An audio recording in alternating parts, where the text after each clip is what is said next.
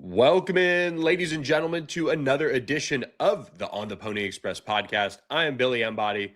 With me is Dean Ralsky, continuing on with our spring preview kind of roundtable discussion, as well as looking at hoops and that disappointing loss at Cal late Wednesday night. We'll break it all down and more on this edition of the On the Pony Express podcast, which starts right now.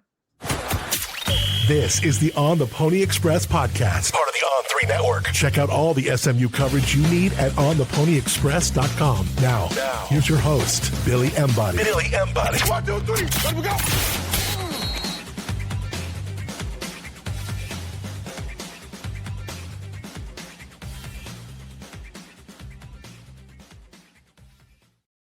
That is right. Got another On the Pony Express podcast coming your way here with Dean Ralsky, and do want to send a special shout out to our friends at Sportsmo. I'm wearing the hat, Smo. They took care of all of our food and drinks last night at Los Charros on Hillcrest Avenue, visiting with plenty of SMU Mustang fans that night, as they also enjoyed some Socorro tequila. So a trio of our sponsors taking care of us on Wednesday night as we watched that SMU Cal game. Man, what a disappointing loss that was for SMU, but we had a good time.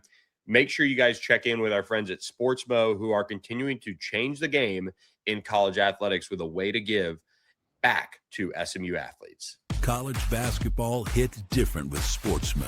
You tap, they score. You pledge, they drop a three. At this point, you're not watching a game, you're in it. Download Sportsmo. Power the play. That's right. Power the play with our friends at Sportsmo. And Dean, appreciate you powering along with me on this podcast on this Thursday. We do have a lot of spring football talk. We know that spring football is going to be here before we know it. Right around that March 24th date is when they are going to be open to us in the media, from what it seems like. Let's play a little game here. Scale of 1 to 10. We'll go position by position. We'll talk about the concern level that we have. And the good thing for SMU is we'll go position by position on this and break this down. And the good thing for SMU is, look, they are going to be, in all likelihood, right back in the mix for an ACC championship game appearance. There's no reason why they shouldn't be in the mix for the college football playoff again and get back to that 2024 kind of level of being in that mix, especially with the way the schedule lays out. But we'll try to make the concern meter, so to speak, a little bit of intrigue and fun versus keeping it down low around that 1 to 2, like most good teams inherently have. But let's start at the quarterback position.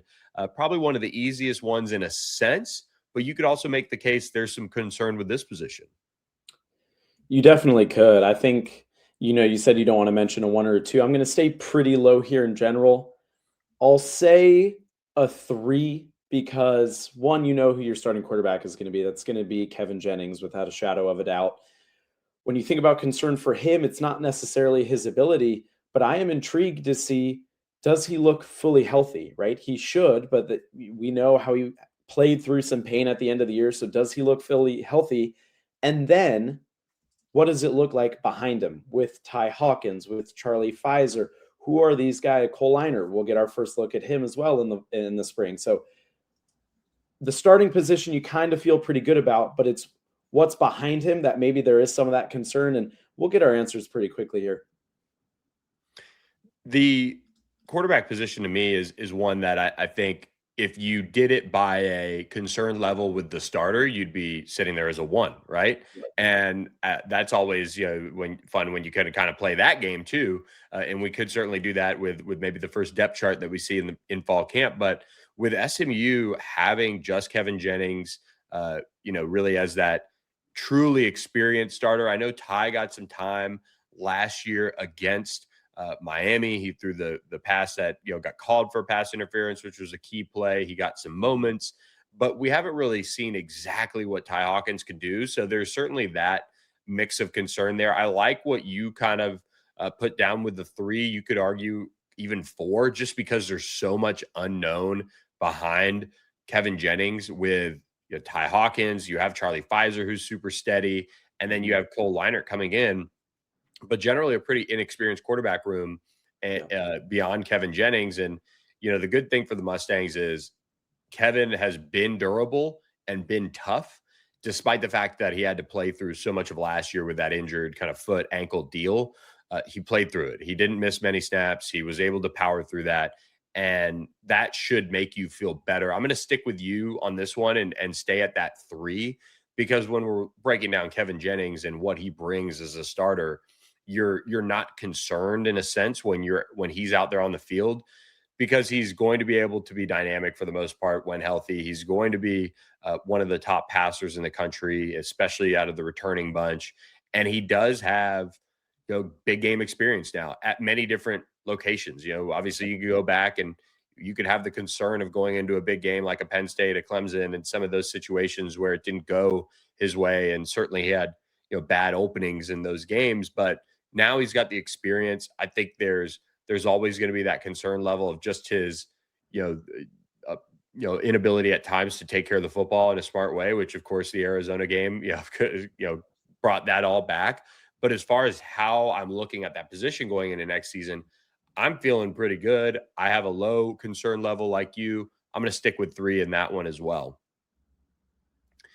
And I think when you go to the running back position right next to Kevin, this one is interesting, because if we're going to sit here and say Derek McFall is maybe somebody who's going to just be a slot behind Yamir Knight and be a gadget type of player, it's hard for me to sit here and say, okay, you've got Kendrick Raphael, kind of another one where you're like, okay, your starter on paper is very low concern, but can Jermico Green emerge and be, when you look at what TJ Harden and Chris Johnson Jr. kind of brought to the table last year, and you had Derek McFall there as well, can Jermico Green do what SMU is expecting him to do? And if he does, then you're almost at the point where, okay, is the concern meter any lower than a quarterback? You can you make that argument if you've got a 2-headed attack, but you're just having just enough unprovenness out of that room, and that leads to that question of, okay, if somebody gets hurt, what does that look like? But overall, I like this room.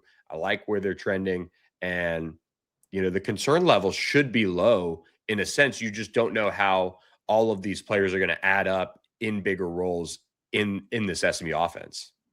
No, totally agree there. Again, on paper, this room could be a huge strength for this team. For me, I'm going to go a little bit higher than quarterback. I'm going to say a 5 right now, and there's a few reasons for that. Maybe could have done the math beforehand, but I would assume SMU's returning production in the running back room is about as low as it is at any other position, because you lose a Chris Johnson and a TJ Harden. And again, on paper, you've brought in Kendrick Raphael, and the staff loves Jermico Green and thinks he can be great. But we're before spring. We have not seen that with our own eyes yet. We don't know what Kendrick Raphael is going to look like in an SMU uniform. Expectations are high, but we've got to see it first. So I'm going to sit at a 5, kind of in the middle, because on one hand, it should work out. And I don't think that's crazy to say that this running back room could be great, especially with the 2 freshmen coming in as well, true freshmen coming in. But on the other, there still needs to be a little bit of see it to believe it before I am all in on this running back room. I'm the same, and that's why I'm going to go with 6. And I think 6, you kind of start. I wonder how you view these, right? If you're sitting here and you're watching our pod or listening, we appreciate you guys for doing that. You're sitting here and you're now like, okay, Billy's at a 6. What does a 6 mean? Well, a 6 for me is sitting here saying we don't have the complete picture of what these players look like in an SMU offense. We see the vision of how great this running back room can be. Can Kendrick Raphael have similar production like he had at Cal, or is it going to be better? And, oh, by the way, you've got to base some of that around the offensive line, opening those holes consistently. And is Jermico Green going to rise to the occasion in this sense? I will sit here and say 6, just because if Jermico isn't that dude that they really think he is, and I do kind of like, I see it, you see it, but you haven't seen it in large chunks, which is a chunky reference, of course, then how do you not have a little bit of concern there? Because at least going into last season, you thought, okay, TJ Harden would be like this, rotational guy, but you grabbed a starter from another team. Kendrick Raphael has got the star power, but I think there's just more questions behind him of the unprovenness. And I don't know. Maybe I'm raising too much of a concern, but I guess where I'm going with all of this is if like low concern level is 1 to 3, 4, 5, 6 is mid. So I guess I'm maybe the top end of the mid. And then you've got the large amount of concern, 7, 8, 9, 10, right? So I still think a mid level of concern with the run game, just kind of basing a little bit off of last year's run game too, is kind of fair, despite I think there being more true talent in this room just as a combined whole. No, I absolutely agree. I think we're agreeing. I was thinking between a 5 or a 6 as well. So I'm right there with you. Again, this could be one of the biggest strengths of this team when we look back in November and say, well, this running game has really helped out Kevin Jennings. But we just don't know that yet. And it would seem a little too premature to, before I've watched Kendrick Raphael take a single snap in practice, say, you know what, guys, this running back room is good. You can count on Kendrick Raphael to get 1,200 yards this year. Not going to go there just yet. Doesn't mean I won't in a few months, but just not quite yet.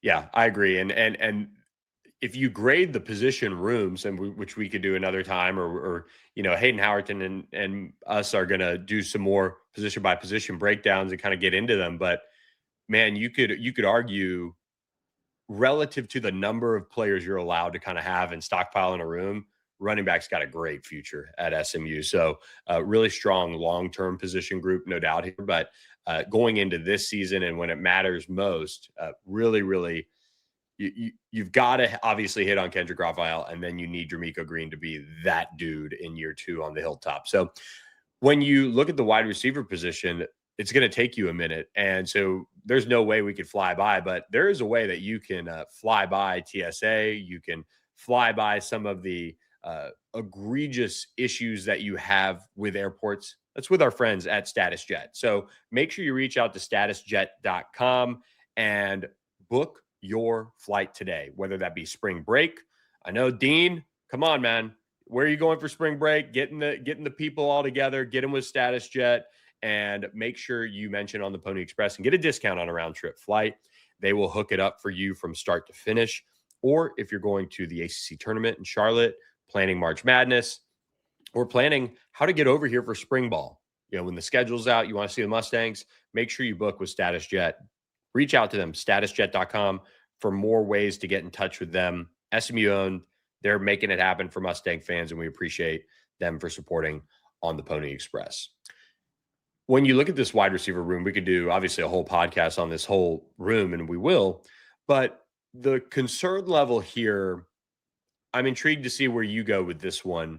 Okay. Because Romello Brinson and Jordan Hudson go out the door with a lot of snaps, a lot of as much grief as we could certainly give those guys for some moments that they've had. Mm-hmm. They also both produce some moments that we need to kind of see from some of the other players that are on this roster, right? Ymir Knight is back. They have a bunch of players who at least were on campus last year and had some roles, some didn't. And then they have a bunch of newcomers. So really, really intriguing room here as we break this one down too. Yeah, again, I'm on the fence. I'm thinking in between a 7 or an 8 right now. And I might lean towards 7, but actually maybe because of Kevin Jennings and him being a senior year quarterback. I think that ties into it. But if you look at this room alone, again, you talk about returning production from last year to this year. The staff knows what they can expect out of certain players. But you're mainly talking about Ymir Knight, a little bit of Jalen Cooper, and then you've got all these young receivers, and it's similar to the running back room and probably going to be a similar theme to a lot of positions on this team of just you haven't seen it in an SMU uniform. You don't know if it's going to click exactly the way that the team and the staff wants it to. That doesn't mean it won't. But when you look at the receiver room, you bring in Yannick Smith, who there's high hopes for him as well. He's got a hit, no doubt, for this wide receiver room to be a successful new class, and then the young guys as well. So I'm very excited to see this group. Maybe a little nervous, but it's still spring, so there's plenty of time for the team to figure out its strengths and weaknesses. But then Jalen Hale as well. I really want to see what does he look like, because if you can get production out of him, I might have an entirely new look on this wide receiver room if you can get production and rely on him consistently, which has been tough to come by in years past. But overall, I'll say a 7 right now. I could lean to an 8, but I definitely have some question marks at this spot. I pick up what you're putting down. I will go with a 6. And here's why. I think if you look at a room, start like top to bottom, it's not that running back doesn't have more options, but I just think you're in a similar boat there. Maybe even 5. Maybe I'm at 5 with receiver. Yes, new faces. How do you assimilate into the offense with Yannick Smith and Jalen Hale? And you also have the crew of freshmen that are, some are here, some are not yet. They'll be here in the summer.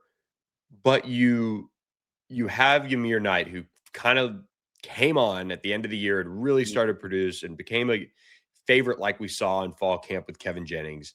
You have Jalen Cooper, who we know it has a bright future on this campus. And you have somebody in Isaiah Brown, who you're sitting there like, okay, he was making some great plays in fall camp. How do we get that next year? And then you have Yannick Smith, who kind of is in the Jordan Hudson mold of his body type. Jalen Hale, can he be that dude? You've got some really physically impressive wide receivers coming in from the high school class. And then Carterius Brown and Dalen Singleton are back as well. Link Rhodes needs to emerge this year. This is kind of this. I think this is it for him.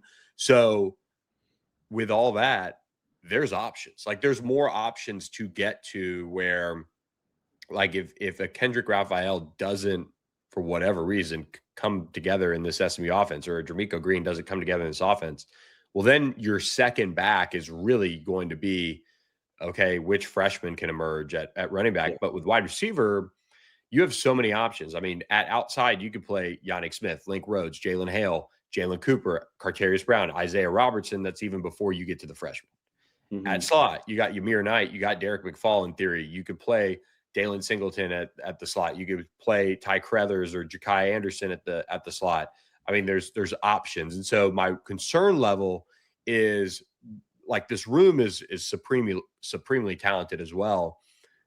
I would say 5, just because I don't know. I'm going to bet a little bit more that it's in really good hands as a whole. And I think the newcomers fit pretty well. And certainly Kevin Jennings had a role with those guys. And the guys who've been here already have worked out a lot with Kevin. They've got a lot of reps. And I'm just going to go touch lower than I did for running back. And I just think the depth perspective there is why I'm going with that. I'm with you having the concern of, okay, what if they all don't put it together? You know, what if all those options don't come together?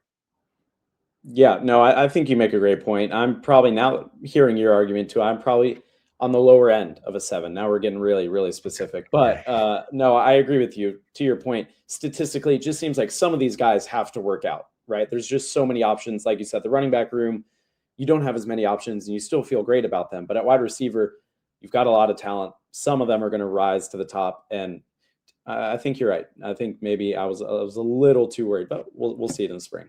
Well, I'm just proud of you, Dean. You didn't go and start, shifting between 6, 7. Okay. You avoided that. Yeah. We don't need that. We don't need that on pod. We don't need that at all. So we'll keep avoiding that. Dean between a low 7 and a high 7 for concern in the wide receiver room, but we'll take it. And I am going to go ahead and give my opinion on the tight end room right off the bat, because it might flow a little bit better, but I'm going to go 7 here. I'm going to go 7 on the tight end room. I see the vision. Theo Mellon-Orstrom, Randy Pittman.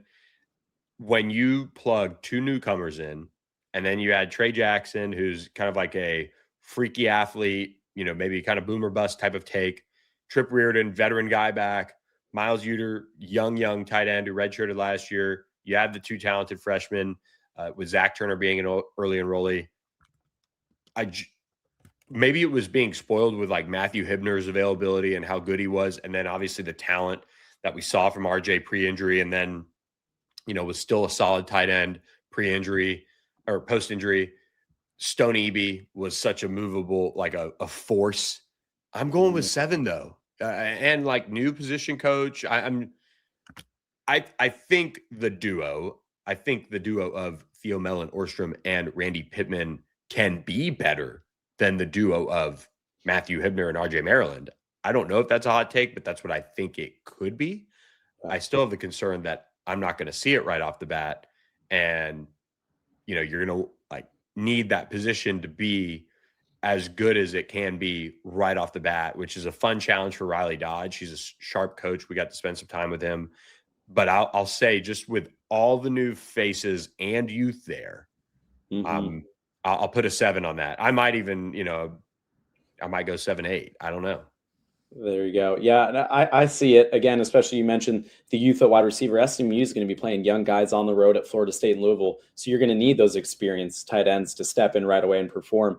I'm going to go a little bit lower, and partially because if Matthew Hibner and RJ Maryland had looked, I feel like we never got to see them at their best on the field at the same time. And if I had seen that and it had worked out very well, I'd be like, well, we're in store for a huge drop off this year. But just RJ Maryland probably was never 100% this season, so you never got to see him at his best. So if I'm comparing it from last year to this year, I think this room together can pick up the production of where SMU left off last year. No doubt, Matthew Hibner was integral in SMU's offense, especially late in the year with some big time catches. I'm going to say a 6 here. I'm going to go a little bit lower than you just because, again, I think SMU found ways when they didn't, before the season, it was talking, well, we're going to use 12 personnel and maybe even some 13 personnel. And you never really got around to that a whole lot, to where maybe the scheme doesn't change because you have the same amount of confidence in the tight ends eventually. So I'm going to say a 6 just because you brought in 2 experienced guys with production who played at very high levels at different schools, and they're going to come in. And I feel maybe even sneaky positive about this group. Yeah, I like the positivity. Obviously, we know that we are an optimistic bunch here on the pod, but I really do think they could be better as a duo. Yes, I will hold the concern just because it is such a difficult position to play too. So that's kind of like where my concern lies. There's so much new for them. Their head, outside of Randy Pittman, who played in Gus Malzahn's offense last year, like their head might be swimming a little bit still. Yeah. So we'll get a look at them at spring. I think they're going to be 2 really, really good looking players, like on the field physically. Like they're going to match a lot of boxes that SMU fans are going to want to see at that position. But yeah, I like what they did. Like you could have gone and gotten like a Brody Foley, who's, super highly thought of and things like that. But like SMU went and grabbed like 2 grown men who have done it at a Power 4 level at a consistently like solid rate. And even one A&M source I talked to said to me, he said, like, Theo was kind of how our offense went in 12 personnel. Like he set the tone. He allowed us to do that and just didn't get as many targets as their other tight end, who I think is gone pro, but just somebody that really, really loves the game of football. And, a Swede coming over, you kind of probably are wondering what you were going to get if you're A&M. And he has, been a consummate professional. Still a lot of change. I'm excited to see how it goes, though, with both of those guys. Probably one of the positions I'm most excited to see this spring. There's no doubt about it, but still that concern level. Before we get to the offensive line, I do want to remind you guys, and I want to shout out a friend here. Okay. Our guy, Dan, went to Thomas Auto Group, and not only did he go to Thomas Auto Group, but he walked out of there with a brand new Ford pickup truck. So shout out, Dan. You know who you are. You can comment if you really want to out yourself or whatever. But he said Brandon hooked it up, and team was phenomenal. Thank you for the intro. Getting ready for our Jerry World tailgates in 2027 and 2029. So he'll also roll that up on the Boulevard. He's got the spot on lock and things like that. But he said, make sure to give Brandon the plug on the podcast. And I said, of course, we will shout out our friends at the Thomas Auto Group. So another satisfied customer there gets the truck. And he said, quote, they made it easier to buy a new truck than to buy a new pair of jeans. So shout out Brandon Thomas and the Thomas Auto Group for hooking it up. Make sure you go up 75 to McKinney. Go to thomasautogroup.com. Browse their selection if you want to do it that way. And whether it's a new pre-owned vehicle, you get employee pricing when you mention on the Pony Express. So if you need to be hooked up with Brandon Thomas and the Thomas Auto Group, make sure you reach out to us at On the Pony Express. We'll connect you directly. Speaking of trucks, the new freshmen that SMU's rolled out there on the offensive line, they're built like trucks. Well, the offensive line that Garen Justice is hoping to be trucking along here this fall and getting things into position for this offense by setting the tone. They did a really nice job this year. They came together and really kept Kevin Jennings with plenty of time, with all the injuries that he had and what he had to play through. And they had a solid running game at times, but kind of hit or miss with the entire right side of the line back and the freshman and another year for everybody in the system. What's your concern level going into this one as they try to replace that left side? I think I'm going to go on the lower end here. I'm going to say a 5 for, again, a few reasons. One, I think Coach Justice, out of anyone on the staff, maybe gets the most out of his players when it comes time for the season to start. So I trust him to develop the players, not only in spring, but also back into winter workouts and into summer workouts and things like that. Like you mentioned, you've got 3 out of 5 starters returning, really no question marks at center, right guard, or right tackle. And then on the left side, you do have options. And that's where the questions become, is it Andrew Chamblee or Draymond Odoms at left tackle? Is it Abel Hoopy or is it Alex Woods at left guard? But there's a reason that SMU didn't go out and get anyone in the transfer portal at offensive line. If they were going to bring in anyone, it was going to be a depth piece. It was never going to be a let's go spend big and get a guaranteed starter, because they liked who they had. And I'm going to trust Coach Justice here. He knows what he's doing. So I'm going to stay on the lower end and say a 5. I like the 5. I'm torn here. I'm torn with saying, you know what, that's too high. Let's go 4. Okay. And I'm torn with saying that's too low. Let's go 6. Don't forget that Savion Byrd and Logan Parr, both probably didn't get enough credit. And Nate Anderson is gone, another depth piece. And at the same time, I'm sitting here saying, man, is it a 4? Like, can you mask some of the newness on the left side a little bit? Like whether it's Andrew Chamblee, who's played a good bit, whether it's, Draymond Odoms trying to come into a bigger role this season at left tackle, whether it's Abel Hoopy challenging an Alex Woods for that left guard spot, whether it's a freshman, what does that look like on the left side? And how, with a run game that they need more out of, like with Josh Bates back, Addison Nichols back, PJ Williams back on the right side, is that group going to carry it? And you're going to have a good bit of continuity, because if you roll out anybody that I mentioned in that group, guess what they all have in common? For the first time, I could be wrong on this, for the first time since SMU's staff has been here, they're going to have an entire group that's been here already the season prior. Yeah. So there shouldn't be where am I going, Andrew Chamblee or Alex Woods or Abel Hoopy or Draymond Odoms. So, I mean, I kind of go 4. Yeah. I think there's maybe a boost of athleticism. I talked myself into this. I really should probably be higher, just because like Andrew Chamblee has been injured at times. Alex Woods coming off injury, Abel Hoopy, Draymond Odom still young. But man, I mean, you kind of nailed this one with like Garen Justice of getting the most out of his guys. When I go 4, but also that right side of the offensive line and center Josh Bates, like that's going to be awesome. I mean, that's going to be a really, really fun group. And I will say this, another reason why I would maybe have a lower level of concern, and maybe this is a little too much early or maybe too high of expectations, but I would say the offensive line, those freshmen just check so many boxes, like physically. They can play. Like throw Max right out there. He can move around well. Like Evan Goodwin, give him some snaps at right tackle. Drew Evers can play all 5. Papunga Katoa has dropped a bunch of weight, is going to be able to move some people right off the bat, I'd imagine. You also have somebody who's coming in the summer, Samuel Utu, another big kind of freakish athlete. I mean, maybe like if worse comes to worse, how bad could it be?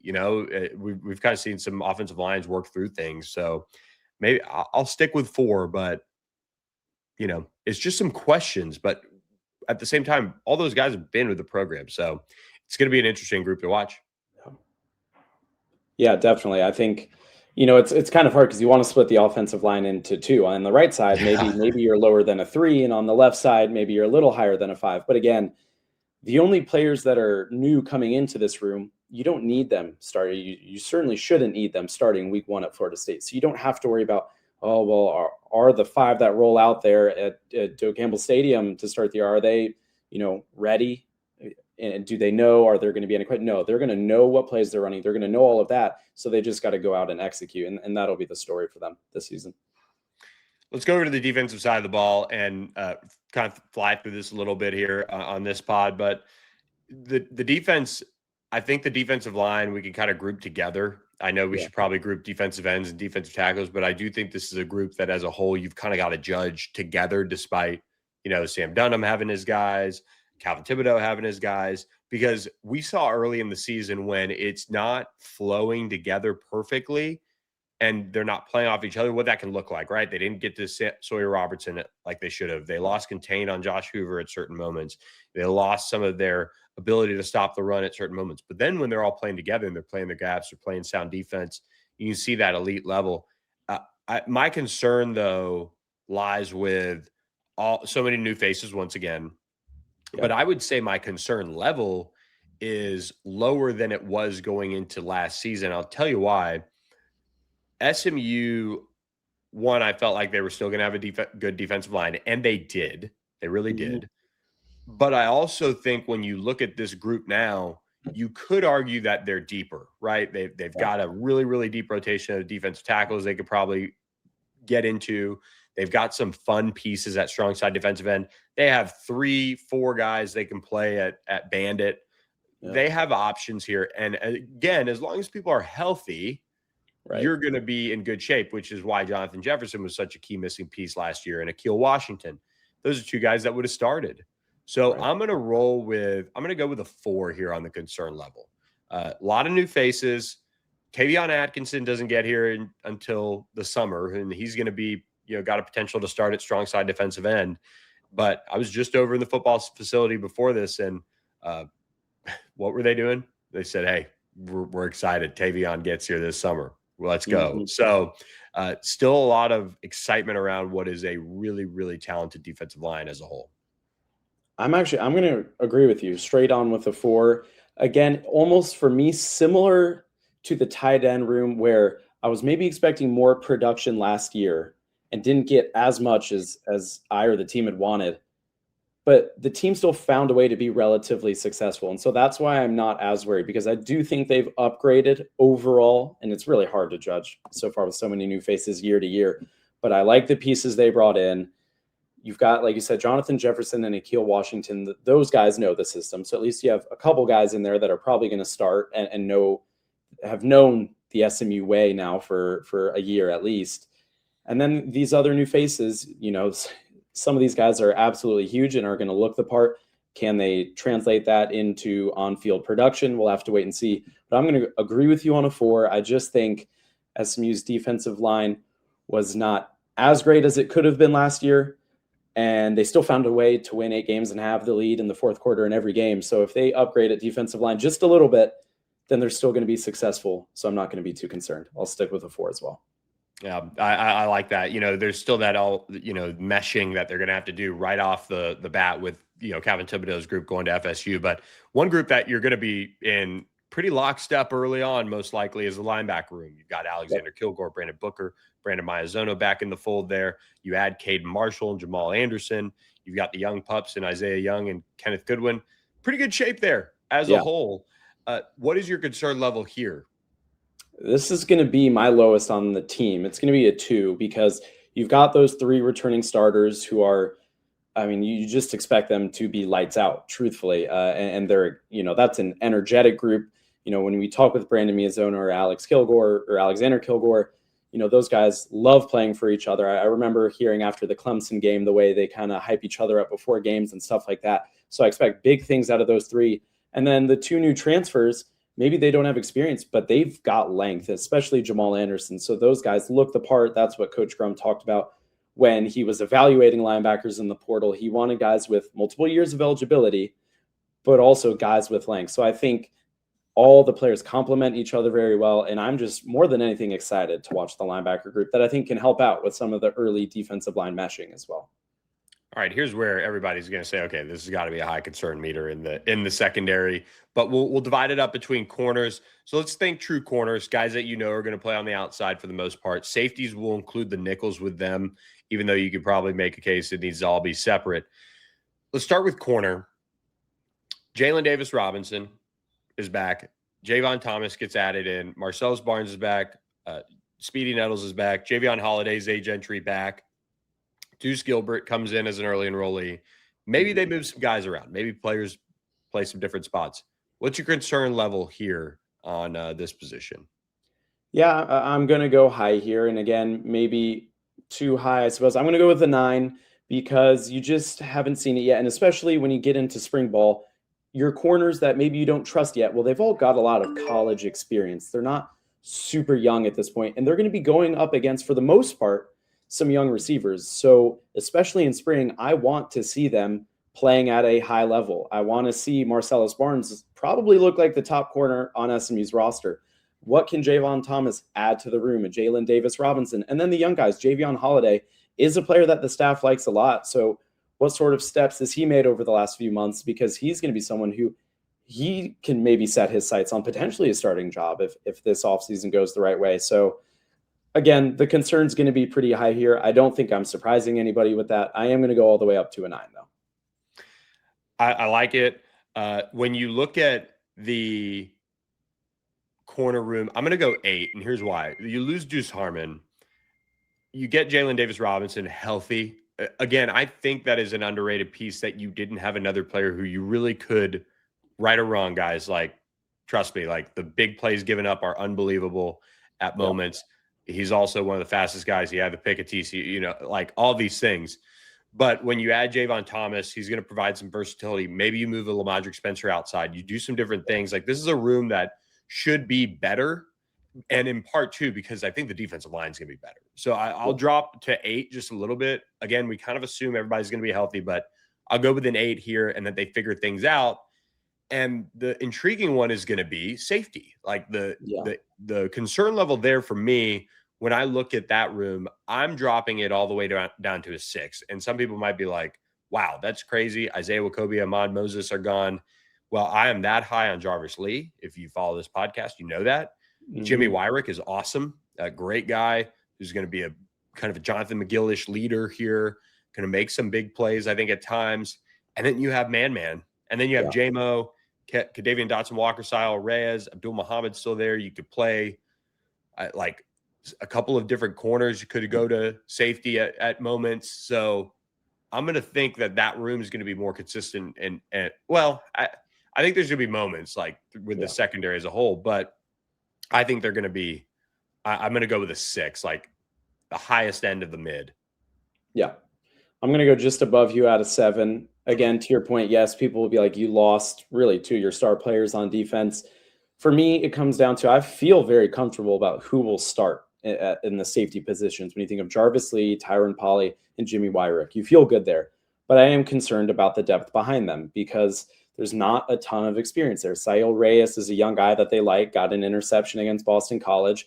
And some of the other guys as well have played some decent snaps just because of Wakobia's injury. And just they got some playing time throughout the course of the season last year.